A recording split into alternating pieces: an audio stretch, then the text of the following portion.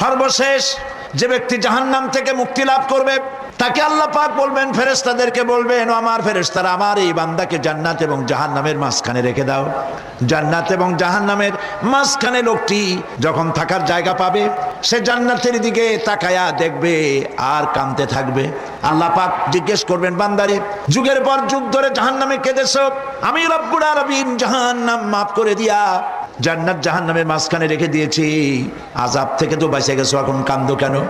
লোকটি বলবে, রব্বুল আলামিন, কান্দি এই কারণে, জাহান্নাম থেকে মাফ করেছো, তোমার শুকরিয়া আদায় করি। জান্নাত তো আমার কপালে নাই, কিসমতে নাই, কিন্তু জান্নাত আমি এখান থেকে দেখতে পাচ্ছি, জান্নাতের সুঘ্রাণ আমার নাকে আসতেছে, কপালে নাই যাওয়ার।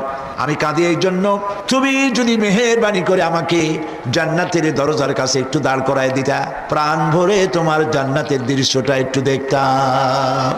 আল্লাহ পাক তার আরজি পূরণ করবেন, বলবেন যাও, ফেরেশতাদের বলবেন, এর জান্নাতের দরজার কাছে দাঁড় করায় দাও। জান্নাতের দরজার কাছে দাঁড়িয়ে